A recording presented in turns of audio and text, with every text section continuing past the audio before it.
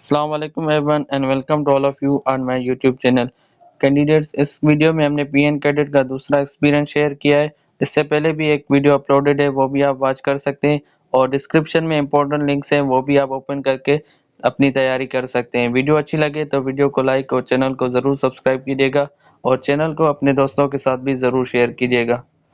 इसमें सबसे पहले कुछ सवाल वर्बल के आते हैं, आपको पता है। नॉन वर्बल के तो ट्रिकी आते हैं, वो मतलब कैंडिडेट्स को याद नहीं होते। तो वहाँ पे ज़्यादातर जो नॉन वर्बल भी रिपीटेड आ रहा है लेकिन ट्रिकी आ रहा है, वो भी आप लाजमी उसकी प्रैक्टिस करके जाएं। लेकिन जो वर्बल रिपीटेड है जिन कैंडिडेट्स को याद है मेरे साथ शेयर किए, वो हमने यहाँ पे सॉल्व किए। यहाँ पे पहला वर्बल था कि 2, 6, 14, 30। तो इसके बाद क्या होगा, यहाँ पे देखें प्लस प्लस 4 और 2 और 6 के बीच में 4 का फ़र्क है, 6 और 14 में प्लस 8 का फ़र्क है, और 14 और 30 में क्या हो रहा है 16 का। मतलब जो 4 है फिर 8 फिर 16 ये डबल हो रहे हैं। तो इसका भी हम डबल करेंगे 16 का, तो क्या होगा 32। फिर 32 और ये 30 मिलाएंगे तो हमारा आंसर क्या आ जाएगा 62। यहाँ पे कह रहा है the person walk 3 kilometres north की तरफ बंदा जा रहा है, उसने 3 किलोमीटर कवर किया है। आप अगर नॉर्थ को नहीं कंसीडर करें, आप ये कंसीडर करें चाइना हमारी नॉर्थ में आ रहा है, तो आप चाइना की तरफ जा रहे हैं, वो आप मतलब चल रहे। फिर वो कह रहा है कि उसने लेफ़्ट टर्न किया है, ये देखिए। मतलब अगर यहाँ पे था तो बंदा टर्न करेगा यहाँ पे, इस साइड पे हो जाएगा।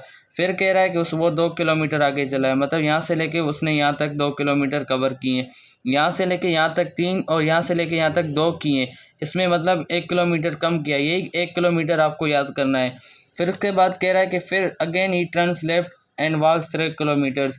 फिर यहाँ से मतलब टर्न करा, फिर इसका जो लेफ़्ट होगा वो इस साइड पे होगा, और फिर कह रहा है कि ये 3 किलोमीटर्स चल रहा है। मतलब यहाँ से लेके 2 किलोमीटर और यहाँ से पूरा डिस्टेंस यहाँ से तक यहाँ तक किया था, वो पूरा डिस्टेंस कवर करेगा 3 किलोमीटर्स का।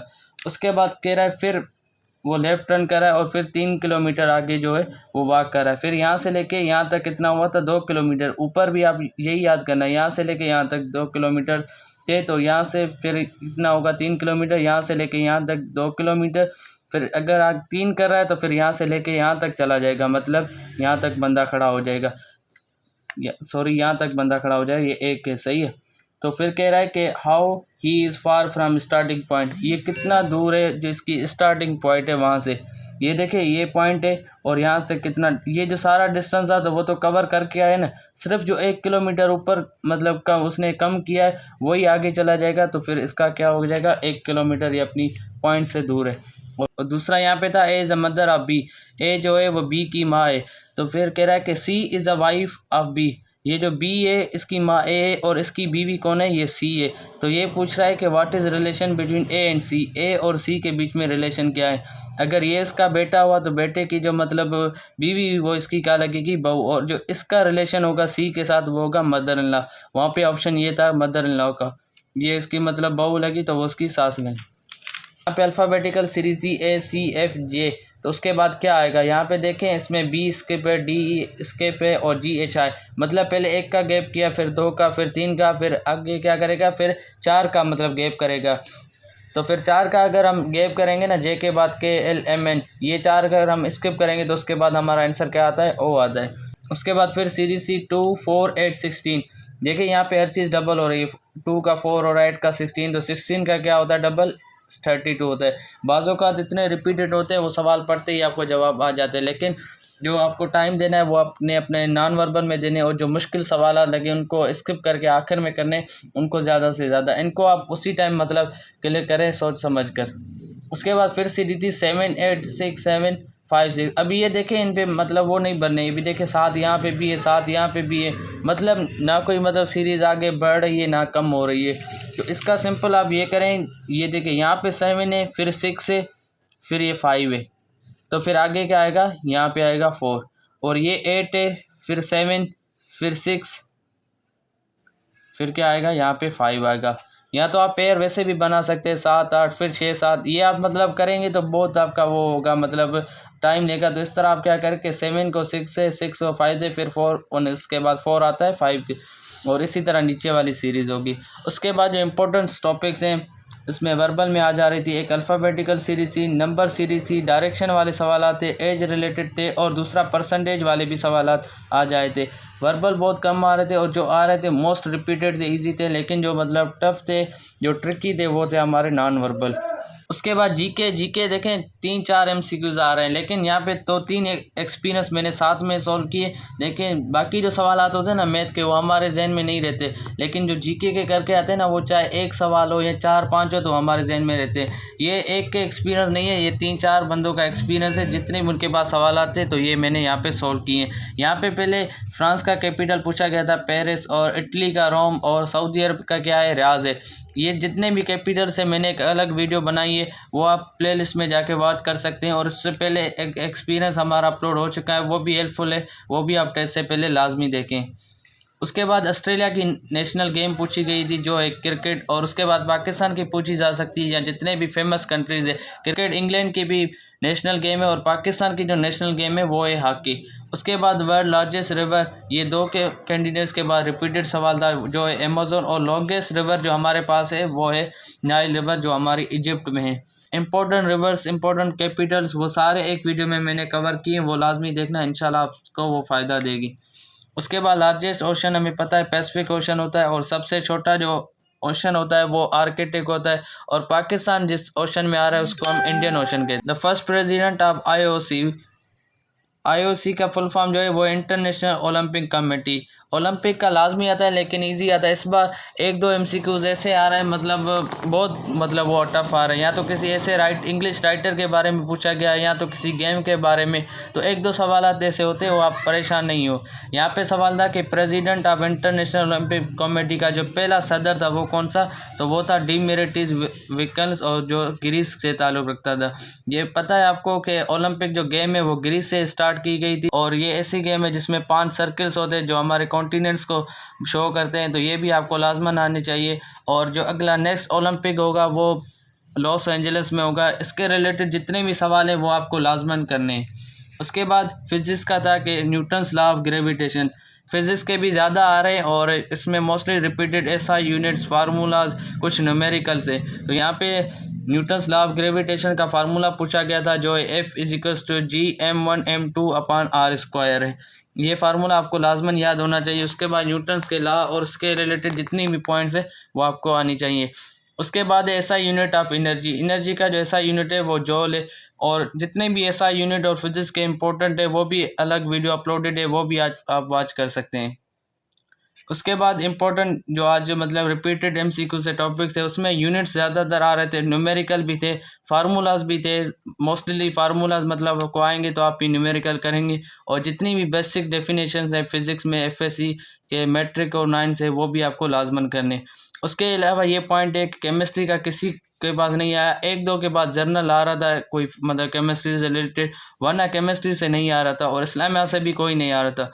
सबसे पहले अपने फोकस करना है इंग्लिश पे और जनरल नॉलेज पे, फिज़िक्स पे, उसके बाद मैथ पे करना है, क्योंकि मैथ आपको पता है कि कवर नहीं होती, लेकिन जो इंपॉर्टेंट टॉपिक्स है वो तो आप लाजमी करेंगे, लेकिन पहले इन 3 सब्जेक्ट को टारगेट करें, फिर उसके बाद जितने मतलब मैथ के रिमेनिंग टॉपिक्स हैं उनको आप कवर करें।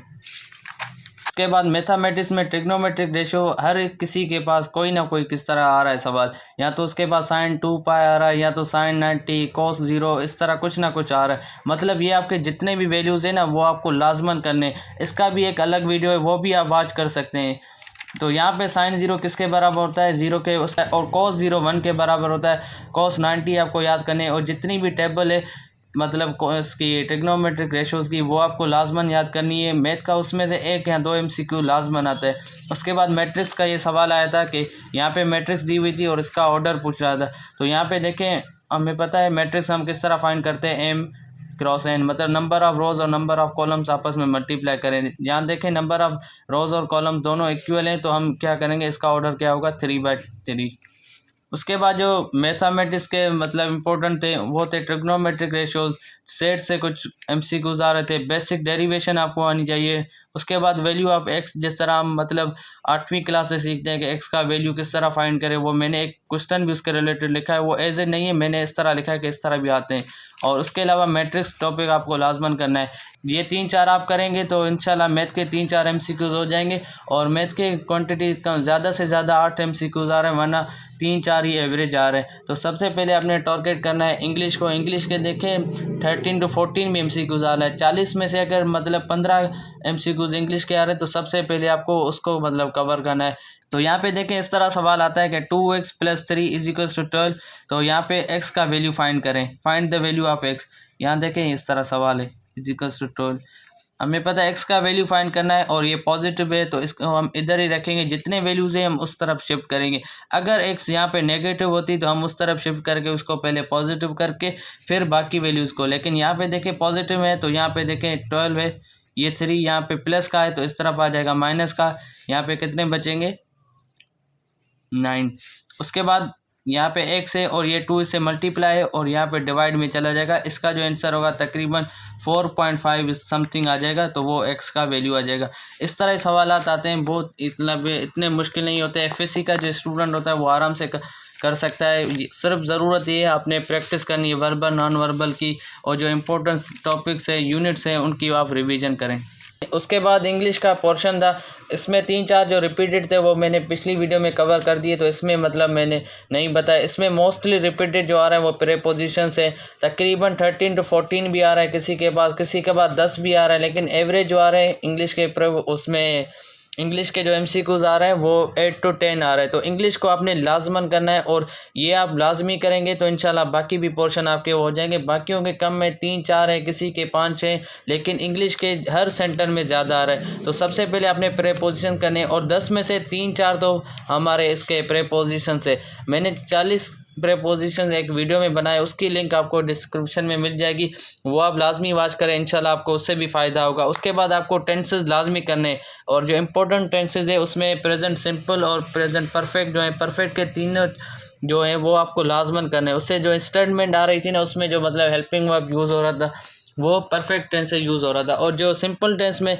हम एवरीडे के मतलब वो रिलेटेड चीज़ें बताते हैं, तो उसमें जो मतलब एग्जांपल MCQs हमारे तकरीबन आते हैं वो सिंपल टेंस से भी आते हैं। तो टेंसेस आपको 12 ही करने हैं, लेकिन जो मेन टारगेट परफेक्ट टेंस के कॉन्सेप्ट क्लियर करने हैं और दूसरा सिंपल टेंस को करने हैं। उसके बाद ईडियम्स 1-2 आ रहे थे, ईडियम्स आप मतलब सेकेंड ईयर के बुक में है, लेकिन वो आप मतलब ना करें तो अच्छा है। 1-2 आते हैं तो इंशाल्लाह वो आप मतलब खुद से भी कर सकते हैं। ये ऐसा टॉपिक है जो आपको मतलब नहीं पता सकता कि इसमें से कौन सा आएगा। टेंसेस आप करेंगे तो आपका कॉन्सेप्ट क्लियर होगा, इडियम्स तो आपको याद करने पड़ेंगे, और इतने टेस्ट अभी करीब है तो इस टॉपिक को आप फिलहाल रहने दें। उसके बाद एरर से, जब तक आपके टेंसेस क्लियर नहीं होंगे एरर आप नहीं फाइंड कर सकते। टेंसेस क्लियर होंगे, उसका स्ट्रक्चर क्लियर होगा तो आप एरर और सेंटेंस करेक्ट कर सकते हैं। उसके बाद नरेशन डायरेक्ट और इनडायरेक्ट का भी 1-2 MCQs आ रहा है। उसके अलावा एक्टिव पैसिव का भी आता है किसी किसी को, लेकिन नरेशन तकरीबन PN कैडेट में आती है। उसके बाद जो स्टेटमेंट है वो कंप्लीट करनी है, वो भी आप टेंसेस जब कंप्लीट करेंगे तो आपकी स्टेटमेंट भी कंप्लीट हो जाएगी। सबसे पहले आप इंग्लिश में क्या करें, ग्रामर में जो है पार्ट्स ऑफ स्पीच कवर करें, उनमें जो प्रीपोजिशन है उसको मेन टारगेट करें वो करें। उसके बाद टेंसेस 12 करें, उनको मतलब प्रैक्टिस करें ज़्यादा से ज़्यादा। तो ये 3-4 जो चीज़ें हैं वो आपकी इंशाल्लाह कवर हो जाएगी। और इसके अलावा जितने भी हमारे पास एक्सपीरियंस आते जाएंगे तो हम आपके साथ शेयर करेंगे। वीडियो अच्छी लगी हो तो वीडियो को लाइक और चैनल को ज़रूर सब्सक्राइब कीजिएगा। अगर कोई भी क्वेरी हो तो आप कमेंट सेक्शन में पूछ सकते हैं। थैंक यू, अल्लाह हाफ़िज़।